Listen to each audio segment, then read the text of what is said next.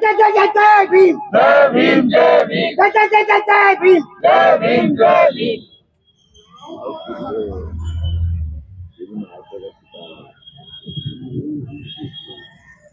जय भीम। और आज शुरुआत करते हैं वाहेगुरु जी का खालसा वाहेगुरु जी की फतेह। थैंक यू वेरी मच मेरे स्टूडेंट्स को सबसे पहले, और we are so proud time and again आज हमारे बीच में सरदार सुरेंद्र सिंह मान सिटिंग एमपी है। मैं जिनको नहीं पता मैं बता दूं, अकाली दल अमृतसर जो पार्टी है उनकी लीडर भी है, उसके चीफ भी हैं, और पंजाब से चल के सर हमारे बीच में आए हैं हमें सपोर्ट करने के लिए। और ये चीज प्रूव हुई है कि कांचीराम जी कहते थे बहुजन, कि हम सब बहुजन हैं, Bahujan Samaj, SC ST OBC minority. And I think sir you have proved it very rightly कि जब एक परिवार में किसी को तकलीफ होती है तो दूजे भरा या भैन उन्हों की खबर लैन जाते हैं, पूछन जाते हैं, या अगर कोई फैमिली में एक भाई या बहन वीक है, कोई कमजोर है, तो बड़ा भाई जो शक्त है, सक्षम है, वो उसकी देख रेख करे, देखभाल करे या पूछने जाता है, सब ठीक है। And I think you have proved that example today. Again मैं कहूंगी जो नहीं जानते सर के बारे में, हमारे बीच में मतलब आप तो खैर सब जानते हैं महमूद प्राचा जी है, तो जोरदार तालियों से स्वागत कीजिए एडवोकेट महमूद प्राचा जी जो नेशनल कन्वीनर है मिशन सेफ कॉन्स्टिट्यूशन के। और बार बार मैं इसलिए बताना चाहती हूँ कि टुडे अगर आज मैं माइक होल्ड कर पा रही हूँ और मैं यहाँ खड़ी हूँ अपने केस को इतनी मजबूती से लड़ रही हूँ, तो उसकी गाइडेंस के पीछे जिस शख्सियत का हाथ है, जिन्होंने हमें हमारे अधिकार बताए, जिन्होंने बताया कि तुम लोगों के अधिकार क्या है, संविधान में क्या लिखा है, सियासत के अंदर क्या लिखा है, क्यों लड़ना जरूरी है, और क्यों जो लोग सत्ता में बैठे भूल चुके हैं संविधान को उसको बचाना क्यों जरूरी है। तो ये अगर हमने ये चीजें सीखी हैं तो एडवोकेट महमूद प्राचा जी से सीखी है। बहुत शुक्रिया सर आपका। और मान साहब के बारे में मैं क्यों बताना चाह रही हूँ, एक दो लाइनें और बताऊंगी कि पंजाब में पता नहीं आप लोग कितना जानते हो, जानोगे एक बहुत बहुजन यूनिटी पे भी इन्होंने काम किया है, पान मेश्राम जी के साथ रहे हैं, कांचीराम जी के साथ किया है, अन्य पर्सनालिटीज ऐसी हैं इन्होंने काम किया। और जब भी कभी इस तरीके की आपदा आई, जो डिप्रेस्ड सेक्शन है, जैसे मैं सिख समाज से आती हूँ तो सिख में एक मिनोरिटी तो है ही, लेकिन मिनोरिटीज में भी जो लैंडलेस लोग हैं, जो डिप्राइव्ड है, जिनका ऑपरेशन हुआ है सदियों से, वो दलित कम्युनिटी आई रिप्रेजेंट देम। सो मैं आपको ये बताना चाह रही हूँ इस समय कि आज हमें अपने अधिकारों के लिए क्यों बोलना जरूरी है और क्यों खड़े होना जरूरी है। जो मेरे साथ हुआ सर आपको थोड़ा सा बता, जब हम छोटे गांव से छोटे तबकों से उठ के बड़े विश्वविद्यालय में पढ़ने आते हैं, सपना देखते हैं कि हम इस विश्वविद्यालय में जाएंगे, पढ़ेंगे, अच्छा बोलेंगे। मैं आपको सच्ची बात बताऊं तो हमें हिंदी भी बोलना नहीं आती थी, हमें स्पीड वाली अंग्रेजी आती थी और बड़ी मुश्किल से जुगाड़ वाली हिंदी आती थी। हम पंजाबी बोलते थे अच्छे से, बड़े अच्छे तरीके से। पर यूनिवर्सिटीज में ये फायदा होता है कि मल्टीकल्चरल लोग हैं, आपके साथ आते हैं, बैठते हैं, पढ़ते हैं, तो आपको लैंग्वेज सीखने का, जिनके अंदर इंटरेस्ट होता है तो आप लैंग्वेज बोलते हैं। वैसे ही आपने हिंदी सीखी क्योंकि हमारे हिंदी में भी लोग हंसते थे, तो हमने ओवर टाइम ये चीजें सीखी। और समाज की कुरीतियां ऐसी हैं जो एक क्लास जो अपने आप को अपर कास्ट तबका मानता है, हम नहीं मानते, वो मानते हैं, जो अपने आप को उस सेक्शन में समझता है। जब उन लोगों को जो मनुवादी मानसिकता से ग्रस्त लोग हैं, जिन्होंने हमेशा ये कहा ढोर गवार शूद्र पशुनारी यह ताड़न के अधिकारी, उनके सामने जब हम जिस तरीके से डॉक्टर अम्बेडकर कहते थे कि शिक्षा वो शेरनी का दूध है जो पिएगा वो दहाड़ेगा, जब हम वो शिक्षा प्राप्त करते हैं, पढ़ते लिखते हैं, अच्छा बोलते हैं, अपने अधिकारों के बारे में जानते हैं, जब इस यूनिवर्सिटी में आते हैं तो सर हम थ्रेट बन जाते हैं, हम इनकी नजरों में खलकने लगते हैं। इनसे बर्दाश्त नहीं होता कि हम अपने अधिकारों के बारे में कैसे बोल रहे हैं, हम संवैधानिक तरीके से अपने हक की मांग करके प्रोटेस्ट कैसे कर रहे हैं, हम अपने राइट्स के बारे में बाउट कर रहे हैं। और हम इनसे पूछ रहे हैं कि अभी तक हमारे आधे से ज्यादा आबादी गटर में क्यों उतरती है नंगे बदन, अभी तक हमारी जो माएं बहनें हैं संविधान के चलते, आरक्षण के चलते भूखे पेट लोगों के घरों में काम करने जाती है, ऐसा क्यों है अभी तक हमारे इतिहास में? अभी तक एक ही तबका सुबह उठ के दिल्ली की सड़कों को साफ करता है, पंजाब की सड़कों को साफ करता है, अभी तक ऐसा क्यों हैं हमारे साथ, हमारे बच्चों के सबसे ज्यादा ड्रॉप आउट रेट है। आरक्षण को खत्म करने की जो मांग करते हैं वो ये नहीं सोचते कि इस एक तबके ने तो वैदिक अगर रिजर्वेशन की बात करें तो एक तबका वैदिक रिजर्वेशन से देखा जाए तो सालों साल पढ़ता गया, सालों साल सिर्फ पढ़ने का अधिकार ही उनको था, हमें तो था ही नहीं, हम तो पढ़ने में नहीं जा सकते थे। तो जब हम इस तरीके के सवाल करके अपने रिप्रेजेंटेशन के बारे में पूछते हैं, अपने अधिकारों के बारे में पूछते हैं, हम जागरूक होते हैं, तो सर मैं आपको ये बताना चाहती हूँ, हम इनके थ्रेट पे आ जाते हैं, हम उस हाशिए पे आ जाते हैं जो इनकी आंखों में रखते हैं कि अगर इनको इन विश्वविद्यालयों से हटाया नहीं, इन बच्चों को हटाया नहीं तो ऐसा 1000 पैदा हो जाएंगे, तो 1000 लोग सवाल करेंगे।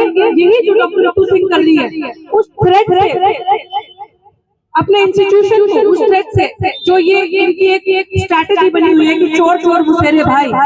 मेरे साथ क्या हुआ, ये एक लड़की जो छोटे शहर से, छोटे समाज से आती है, मिनॉरिटी है, उसमें भी दलित महिला है और इसके मुंह में जुबान है, अपने अधिकारों के लिए बोल रही है, तो इसको पहले टपकाओ। मेरे साथ एक स्ट्रैटेजी साजिश हुई। इस मैडम सविता राय जो दौलत कॉलेज की प्रिंसिपल है, मुझे 2 महीने के अंदर इन्होंने प्रताड़ित करना शुरू कर दिया, तो मैंने 1 ही साल पढ़ाया। वो हर हथकंडा अपनाया मुझे अपमानित करने के लिए, मेरे बच्चों को ये बताने के लिए कि जिस टीचर को बहुत पॉपुलैरिटी है तुम्हारे बीच में, समझो तो वो नहीं है जो तुम समझ लो, वो इस समाज से आते हैं। लेकिन मैं हारी नहीं, मैं रुकी नहीं, मैं अपने सब्जेक्ट को अच्छे से समझा था, अपनी जिम्मेदारी अच्छे से समझी थी कि मुझे डट कर चलना है, मुझे लड़ना है, मुझे डरना नहीं है, तो मैं डटी रही, मैं चली रही।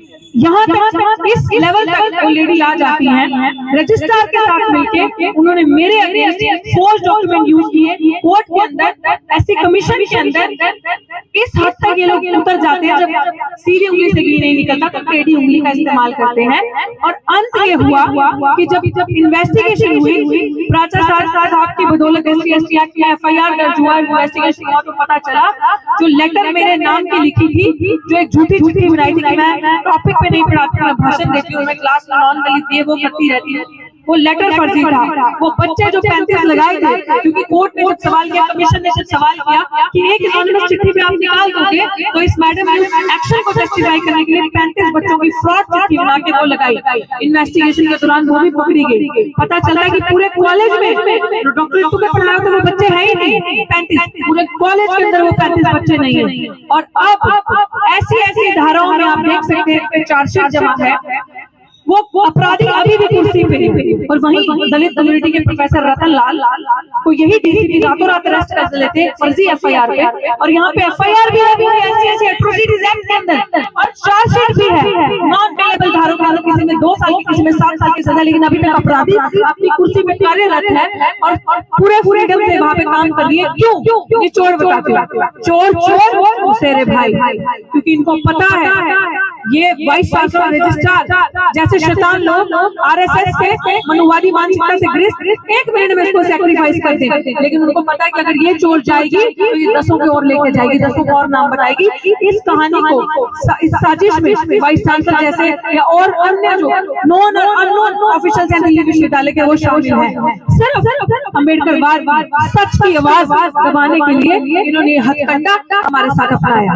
लेकिन हमने जो पढ़ा है, जो हमारी सिखलाइयां हैं, सच को जितना दबाते हो आप, सत्य को जितना मजबूत करोगे वो उतना मजबूत होता जाएगा। और उसी की ये मिसाल है कि कल हमारे इस प्रोटेस्ट को 50 दिन हो गए and we are going strong, अटल, हम खड़े हैं। मेरे गुरु साहब ने कहा था पूजा कट मरे कभी न छाड़ू खेत। मैं उस इतिहास मेरा है, मैं उस जगह से आती हूँ, अंत चाहे कुछ भी हो, लेकिन मैंने सारी जीत देखी है, मैंने आगे का रास्ता देखा है। इसलिए मैं ये चीज आपको बता रही हूँ क्योंकि हम लोग सदियों से सिखाए गए हैं, जो लोग भी यहाँ आते हैं एक सबक सीख के जाना। पता नहीं मेरी बात किसी को अच्छी लगेगी या नहीं लगेगी, सच में आजादी के 75 साल हो गए लेकिन हमें कुछ नहीं मिला। हमारे आप देख लो हम कहाँ स्टैंड कर रहे हैं, हमें कुछ नहीं मिला। हमारे साथ अत्याचार हुआ, शोषण हुआ, हमें आज दिन तक गुलामी का एहसास हुआ, कराया जाता है। हमें ये एहसास, और लड़ने मरने वाले कौन थे देश की आजादी में? कौन थे? हमारे लोग, हमारे पूर्वज, वो लोग थे। इन लोगों ने जिन्होंने अंग्रेजों के आगे घुटने टेके, सावरकर जैसे जो माफी मांगने वाली औलादें, ये वो लोग, इनका वो इतिहास है। और हमारा इतिहास हमेशा लड़ने वाले में से है। इसीलिए कहा है 1.25 लाख से 1 लाऊं, पूरे गोविंद सिंह नाम कहाऊं, तो वो एक जो है वो मेरे को लगा कि नहीं, उस एक का जिम्मा मैंने उठाया है और मुझे लड़ना है, मुझे फ्लैग बेयर करना है उस चीज का कि पीछे नहीं हटना, हमें लड़ना है, हमें मरना नहीं है। क्योंकि हम लोगों को इतना सताया जाता है कि हम लोगों के इंस्टीट्यूशनल मर्डर्स करवाए जाते हैं जानबूझ के साजिश से कि इन बच्चों को इतना प्रताड़ित करो कि डर जाए, इन बच्चों को इतना मेंटली हरास करो ताकि ये सुसाइड कर ले या इनका इंस्टीट्यूशनल मर्डर खुद कर दे। But I chose to fight and I prove कि हम डरने वालों में से नहीं है। अगर वक्त आएगा तो तुम्हें बताएंगे। अभी हमने 5 तारीख को ट्रेलर दिखाया था, अभी आने वाले टाइम पे 30 या 31 तारीख में एक दिन आपको बता दी जाएगी और हम उसमें इनको पूरे पिक्चर दिखाएंगे। और मान साहब, हमारी हाथ जोड़ के एक रिक्वेस्ट है आपसे, I know it goes without saying, आपने हमेशा कौम की आवाज उठाई है and you are one of the finest leaders जिन्होंने हमेशा आगे आके SC ST OBC मिनॉरिटीज के लिए लड़े हैं। आप हमेशा, चाहे वो इंडिपेंडेंट हो चाहे वो अपनी पार्टी से, हमेशा आपने जाके आवाज उठाई और दुख सुख में शामिल हुए। आपको हमेशा इस चीज का एहसास रहा है कि अगर कोई मेरे समाज का कमजोर इंसान है तो मुझे उसके आगे नहीं, उसके साथ उसको हाथ पकड़ के चलना है। एंड आप आज यहाँ पे एग्जाम्पल अगेन प्रूव करने आए हैं और जोरदार तालियां बजाएं। और हम ये चाहते हैं कि कुछ हमारे समाज के, बहुत दुख लगता है ये बोलते, लेकिन वो हमारे कैसे जिन्होंने फर्जी नहीं देखा कि पे बैक टू सोसाइटी जो अम्बेडकर साहब ने कहा था क्या किया कि जब आप पढ़ लिख के आगे जाएं, बाबा साहब ने कहा था वो मेरे पढ़े लिखे समाज में धोखा दिया।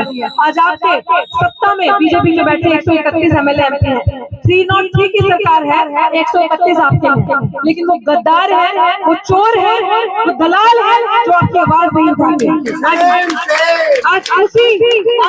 आज हमारे बीच में मान साहब यहाँ पे सिटिंग MP हैं, तो सर जब पार्लियामेंट का सेशन हो तो आप इस तबके की आवाज सर वहाँ पे जरूर लेकर जाएं कि ये सदियों से दबाए हुए हैं और इनके बच्चे जब पढ़ लिख के आगे आते हैं तो उनके साथ ये होता है। और एक अपराधी सर जिसके ऊपर चार्जशीट जमा है वो आज भी कुर्सी पे है और एक बेगुनाह सड़क पे है, 50 दिन से ज्यादा हो गया अपने हक की मांग कर रही है। And I think that is the best thing we can ask you to do for us sir. और मैं यही कहूंगी, अभी मान साहब के पास टाइम था, उनको आगे निकलना है। आई थिंक मुझे जो पता चला 45 मिनट्स का टाइम है, तो मंच संचालन जो कर रही है साहिबा उनको माइक मांगी और हमने रिक्वेस्ट कर दी है सर से, बिकॉज सर ने हमेशा फ्लैग उठाया, हमेशा जस्टिस के लिए, न्याय के लिए हमेशा आवाज बुलंद की है। और आज दिल्ली विश्वविद्यालय में आकर आपने हमारे 51 डे को इतना मजबूत किया है कि सर हम ये कहते हैं कि आज 51 हो जाए चाहे सेंचुरी पार हो जाए, हटेंगे नहीं। लाइक प्राचा सर कहते हैं कि जस्टिस चाहिए अनअडल्टरेटेड, संपूर्ण प्योर जस्टिस जिसमें कोई छल कपट ना हो। एंड जब तक वो प्योर अनअडल्टरेटेड जस्टिस नहीं मिलता, we will not move an inch, एक इंच भी हटेंगे नहीं, हटेंगे एक इंच, हटेंगे। हम तुम्हारे साथ हैं, तू संघर्ष करो, हम तुम्हारे साथ हैं। जय जय जय जय जय भीम, जय भीम, जय भीम, बहुत बहुत बहुत जय भीम, जय भीम, जय भीम, जय जय जय जय भीम, जय भीम, जय भीम, जय भारत।